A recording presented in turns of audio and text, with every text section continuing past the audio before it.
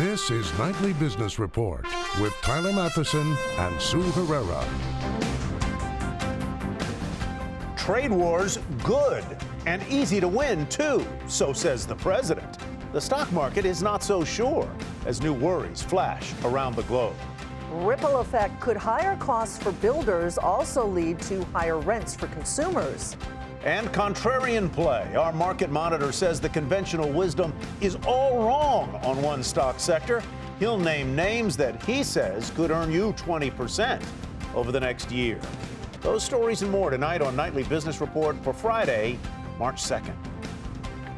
Good evening, everyone, and welcome. The market is full of surprises, and this week was no different.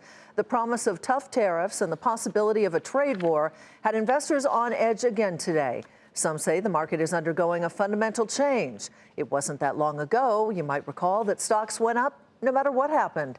Now stocks are pulling back, volatility is rising, and investors appear more aware of new risks. Today, the Dow Jones Industrial Average closed down 70 points to 24,538. It had been off nearly 400 points during the trading session. The Nasdaq rose 77. The S&P 500 was up 13. For the week, all of the major indexes were lower. Bob Pisani has more on these new risks to the market. Never a dull moment in the markets these days. The markets have already signaled that the Fed and worries about higher interest rates is its main concern. But with the S&P 500 down more than 2% for the week, the market's sending a message that there are new risks on the radar. First, there's growing concern of the broader implications of how the White House approaches trade. The notion of tariffs has already aggravated key allies like Canada and Brazil and Mexico. Elsewhere, the U.S. has already announced it's going to be pulling out of the Trans-Pacific Trade Agreement, and NAFTA's looking iffy as well. So this is causing worries of a global trade war, far broader than just steel and aluminum tariffs. Second, there's political risk in Washington, and it's talk of a number of top advisors possibly exiting their roles in the White House. Finally, Japanese interest rates may start to rise after the head of Bank of Japan said he would consider raising rates next year if inflation hits its key target level. For Nightly Business Report, I'm Bob Pisani at the New York Stock Exchange.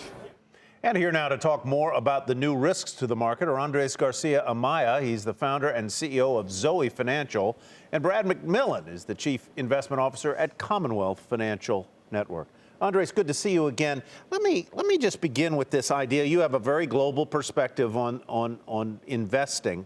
Is there anything in this threatened trade tariff that should change my fundamental posture as an investor? I think that's the right way of framing it. And the answer for me is no.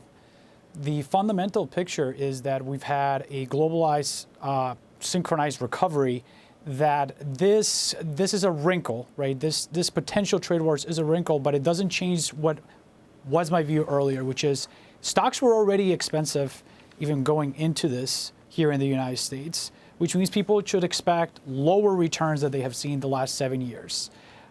This is new uncertainty, and the market does not like uncertainty, so I'm not surprised that we've seen more volatility than we were used to in the prior months.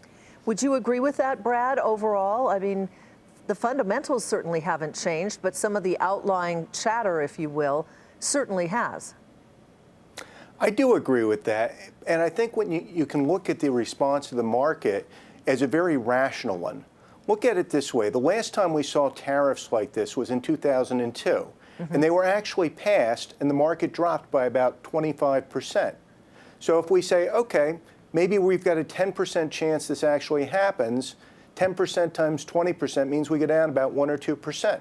And that's where we are. So this is a rational response, but the fundamentals are still solid. So, Andres, the president today in a tweet said trade wars are good and easy to win. What was he driving at there? Well, that's a tough one to answer. I mean, what I'll say is this, when you look at basic economics, tariffs usually do not work out well for pretty much anyone involved. I used to cover internationally countries like Brazil.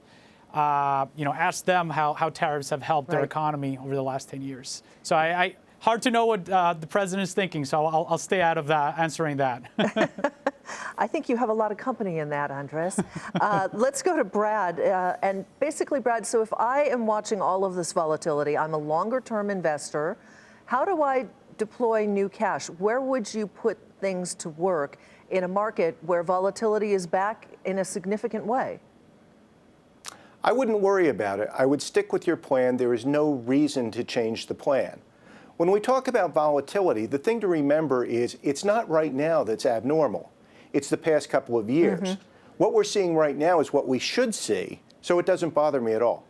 So, Andres, we talked a little bit about the effect on equities, but if these tariffs come to pass, and who knows whether this is a negotiating posture or what will the effect on bonds potentially be? Yeah, so if from a textbook perspective, it would be inflationary, which bonds do not like, right? Bonds yields tend to rise in inflationary pressures. Having said that, if it does create a trade war that escalates, then there could be a risk-off scenario where actually money would go back into bonds. So it's not as clear-cut as said bond yields would go up and bonds would sell off. It depends how extreme the case would be. If it's just inflationary pressures go up, I would expect bond yields to continue to rise, which they have in the prior weeks. So, Brad, I asked you what you would do, and you said you'd stick with the plan, but what are you doing for clients? Are you still investing here in the United States? Are you finding value? Are you looking overseas? What are you telling your clients? Over the past 6 to 12 months, we've been moving more abroad. When we look internationally, we simply see lower valuations, we see faster growth. It just makes sense. That hasn't changed, and that's not likely to change by what's happening now. As far as fixed income goes, one of the things about interest rates is over time, the effect of higher rates is relatively small. It has an immediate effect, but it also, you can reinvest at higher rates. So we're not changing that at all either. All right, gentlemen, thank you very much. Andres Garcia-Amaya with Zoe Financial, Brad McMillan with the Commonwealth Financial Network. Stay out of the storm, Brad. Yes, sir. Thank you, Tyler. Thank you. The International Monetary Fund, I should say, warned that the proposed tariffs on steel and aluminum would likely hurt the American economy and our economies of our trading partners. The organization urged all parties to resolve trade disputes without using retaliatory measures. U.S. Commerce Secretary Wilbur Ross said the market has overreacted to the promised tariffs and that the impact on consumers would be minimal. When asked in an interview on CNBC if the tariffs would be broad and apply to every country, including our allies, Ross said that's what the president seemed to announce yesterday. Let's assume that to be the case. This is not the first time that we've put tariffs on steel. We have tariffs on many forms of steel. The reason that we've had to go this route is that the conventional trade methods don't solve the problem of systemic global overcapacity and global dumping. If China, a country that's been accused of dumping steel, is the target of those proposed tariffs, the world's second largest economy doesn't seem all that concerned. Eunice Yoon is in Beijing.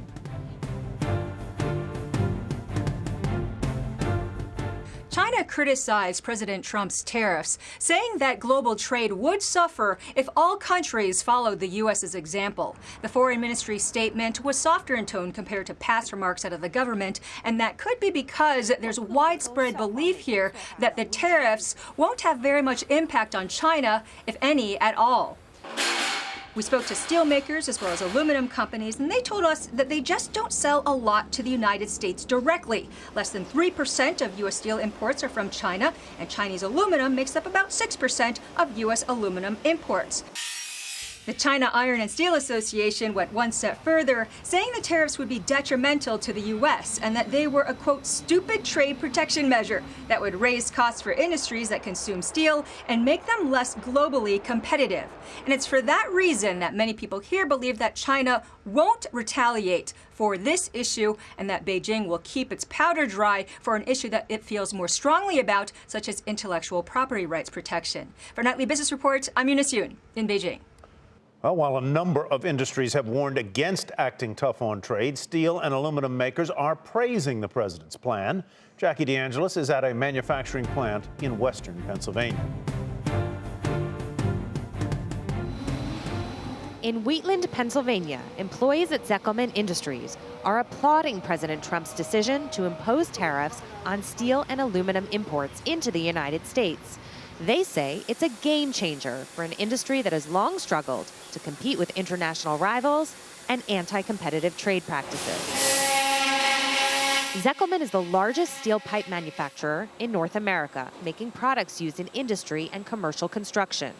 They employ 2,300 people and primarily use North American steel. That includes some steel from Canada. They say they could be hit the hardest by the tariffs, but they're still in favor of the policy. And current thinking is that NAFTA will find a solution for that. You know, we view the Canadian market, we view the market really as a North American market. You know, Canada has the same challenges that we have. It's really a like market, so we'd like to see something done there. Having said that, at the end of the day, we're in favor of these tariffs. We've been challenged by the whack-a-mole trade challenges of the past. While it's possible Canadian steel could be an exception because of NAFTA, it's unknown at this point, and it highlights the fact that all the particulars still have to be worked out. That's if this policy is even seen through. Still, management at Zeckelman feels that by cutting taxes and imposing tariffs, President Trump is living up to his promise to revive the industry. This is going to create a lot of opportunity for us, quite honestly. You know, we've been competing so far with one hand tied behind our back. And we've been doing well, you know, but we have been progressing, but it's been a repressed growth. This is really going to level the playing field, allow us to take the gloves off and fight fairly, and we know in that environment that we're going to win.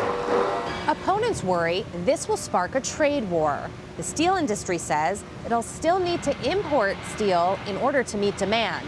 Price hikes will be inevitable, but they'll be nominal for the consumer when compared to the cost of the end product.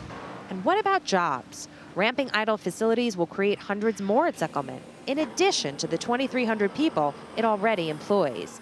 Angie Reish has been here 32 years. Hopefully bring more people back. There's a lot of people still, laid off. Maybe that'll up our business enough to where, we can give more people a chance to get back to work, and the community will be doing a lot better also. Employees at Zeckelman were also told yesterday they'll receive a $1,000 bonus when the tariffs are actually imposed.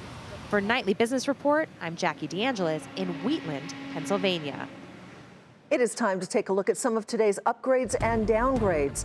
U.S. Steel was downgraded at Bank of America Merrill Lynch to neutral from buy. The firm thinks President Trump's tariffs will have a limited benefit to the company this year because of previously signed contracts that locked in lower prices. B of A also sees steel prices sliding next year because of challenges from the World Trade Organization and possible trade retaliations.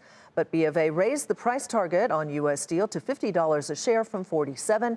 U.S. Steel closed at $45.39, down more than 1%.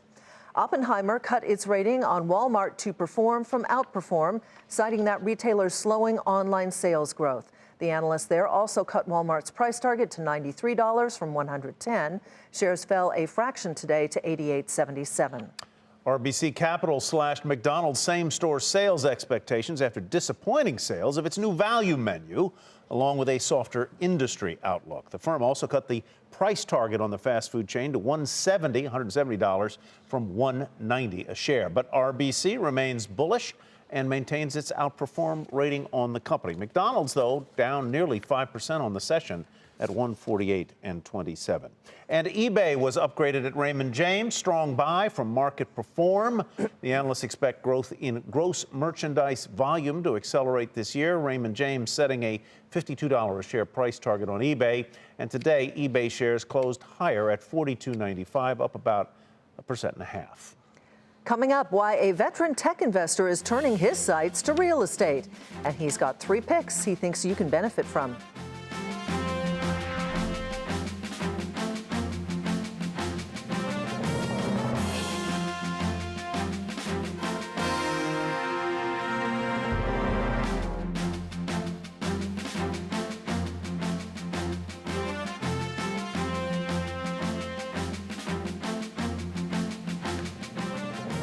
The world's largest asset manager is ramping up pressure on the firearm industry. In an unusual step, BlackRock made public a letter with the questions that it is asking of gun makers and gun sellers. Questions range from litigation risks to gun safety to background checks. It's also working with customers to help them explore options for changing their investments to exclude gun stocks. BlackRock oversees more than $6 trillion in assets, including funds that track market indices, making it one of the biggest owners of the 3 publicly traded gun makers. The outdoor retailer REI will cut ties with the gun manufacturer Vista Outdoor, halting sales of all of its products.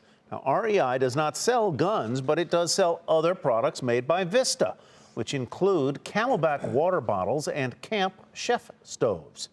REI was not happy with Vista's failure to issue a statement following the mass shooting in Florida, saying, quote, "We believe that it is the job of companies that manufacture and sell guns and ammunition to work towards common sense solutions that prevent the type of violence that happened in Florida last month." The decision by REI sent shares of Vista Outdoor down 7%. And LL Bean will no longer sell guns or ammunition to anyone below the age of 21. The privately held company sells firearms only at its flagship store in Maine, and those guns are focused on hunting. They do not include assault-style firearms. And back to the trade issue now. Another area where steel tariffs could hurt is home building, especially apartment buildings. Higher costs for builders could mean higher rents for apartment dwellers. Diana Olick filed this report. The cost of construction has already been rising for single and multifamily homes. Lumber prices shot up after the Trump administration imposed tariffs on imports from Canada. The costs of drywall, concrete, and other products have also been rising sharply. And now steel, which was already up close to 8% last year, and aluminum up over 9% before the announcement on potential tariffs. This building was developed by the Bizzuto Group, a major player in multifamily in the Northeast and Mid-Atlantic. CEO Toby Bizzuto said this will likely further exacerbate the cost of housing production, which may have unintended consequences with respect to the affordability of housing for the middle and lower class. Luxury, not as much, because they're paying historically low rent compared to their income. But he added that the market had been anticipating this and already raising prices, so not a total shock to the system. Steel is in every project, from rebar, metal framing for drywall, stair railings, brick supports, canopies, even concrete. Aluminum is part of the electrical feeders, metal siding, and windows. Steel is used less in single-family homes, but there will be a ripple effect. The chairman of the National Association of Home Builders said, given that home builders are already grappling with 20% tariffs on Canadian softwood lumber and that the price of lumber and other key building materials are near record highs, this announcement by the president could not have come at a worse time. He also added that tariffs could hurt housing affordability, which had already been weakening due to higher mortgage rates and higher home prices. For Nightly Business Report, I'm Diana Olick in Washington. JCPenney's sales missed the mark, and that's where we begin tonight's market focus. The struggling retailer reported a disappointing holiday quarter and says earnings and revenue for the year will be worse than what Wall Street was expecting. The store is cutting an additional 360 jobs in an effort to get a handle on its costs. Shares fell 5% to $371. The sales at Foot Locker were weaker than expected, and the sports apparel retailer says they will continue to be a drag. But executives see sales gradually strengthening by the middle of the year. Foot Locker dropped 12% to $40.04. Microchip Technologies is buying Microsemi. It's a deal that we told you about, that it was being discussed. Today it was made official. The deal is valued at more than $8 billion and comes amid a new wave of consolidation in the semiconductor industry. Shares of Microchip rose 2.5% to $91.29. Microsemi was up more than 4% to $67.30. MetLife revised its 2017 earnings upward after a review showed a miscalculation had been made. The adjustment increases the insurer's annual net income by about $260 million. Back in December, MetLife said it failed to locate some customers who were owed pension payments. That prompted an SEC investigation. Shares of the insurer were off a fraction nonetheless at $45.50. And an activist investor in Xerox has filed a new lawsuit against the company. Darwin Deason says that Xerox refuses to let him make nominations to its board, despite missing a deadline. He said because the current board made a number of decisions and disclosures to stockholders after that same deadline, that he should still be able to make nominations. Decent is the 5th largest stakeholder in the company. The stock fell more than 1.5% to $30.06. Equifax reported better than expected quarterlies despite the effects of its massive data breach. The company expects costs related to the breach to rise to more than $430 million this year, and that means the incident could turn out to be the most costly hack in corporate history. Equifax rose 5% to $117.23. It is time now for our weekly market monitor, who sees some good opportunities in real estate investment trusts right now, otherwise known as REITs. This is his first appearance as a market monitor for us. He is Paul Meeks, Chief Investment Officer and Portfolio Manager with Sloy, Dahl & Holst. Nice to have you here, Paul. Welcome. Always a pleasure. You know, it seems counterintuitive in an environment where we're seeing interest rates rise that you'd be looking at REITs. So why do you like them? Well, just as Buffett said, I'm greedy when others are fearful, and the other way around. I own all the tech stocks that we've been talking about in the popular financial press, but one of the things that I find very intriguing and compelling and backed up by the evidence that's very solid is right now the average REIT in the United States yields about 4.3%, which is about the same yield as the typical corporate bond. And typically, the typical corporate bond has a yield that is much in excess of the average REIT, maybe 1 or 2%. And when you have a spread, which is essentially no spread at all, this tight, which is a historical tightening, over the next year, REITs do very well. They're up on average about 21%, beating the market by about 6 percentage points. All right, so I think this is very interesting. So a 20% possibility here. Your first choice is iShares Core US REIT. This is a way to get exposure and diversification within the sector, I suppose, all at once.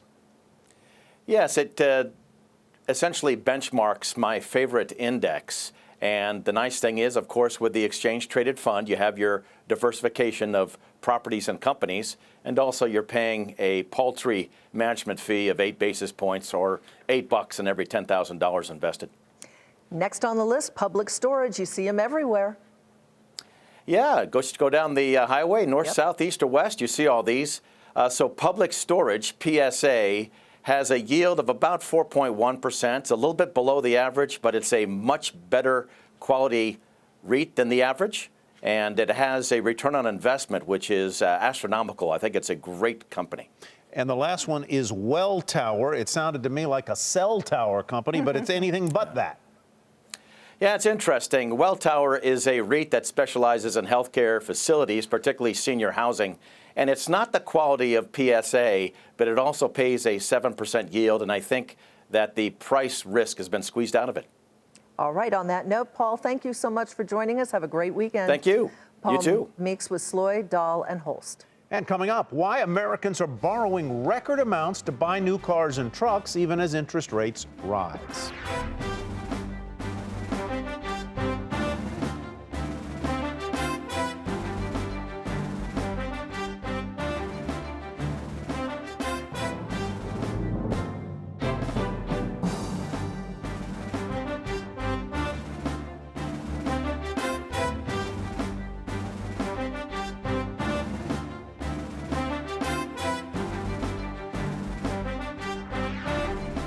Consumer sentiment hit its second highest level since 2004.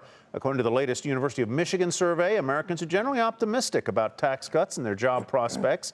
Economists say that should underpin consumer spending, which is the biggest part of the U.S. economy. Americans are spending more on their vehicles and they're borrowing more money than ever to finance them. A new report shows outstanding auto loans now total more than $1 trillion. Phil LeBeau takes a look at what that means for car buyers. Here's the reality. We're paying more than ever for the cars and trucks we buy. On average, more than $35,000. That means we're borrowing record amounts. In the fourth quarter of last year, the average new car loan topped $31,000, and the average monthly payment was just over $500, spread out over 5 years and 9 months. There's certainly something to watch in the fact that the payments continue to rise, the loan amounts continue to grow. Especially in this year, we're going to be facing several rate increases, so we should expect to see those payments even climb probably higher this year. The rise in interest rates will be hitting more buyers taking out loans. So for someone with average credit, the current rate is 5.2%. That's up from last year. And if the Federal Reserve keeps raising rates, that will ultimately filter down to auto loans and push up the cost of buying a new car or truck. I think we're nearing a ceiling, and I think consumers are responding to that. And that's why we're seeing consumers, especially prime consumers, increasingly move into leasing. Leasing a car or truck is appealing right now because, on average, the monthly payments tend to be about $100 less than if you took out an auto loan, which is why the number of people who are leasing right now is close to an all-time high. Phil LeBeau, Nightly Business Report, Chicago.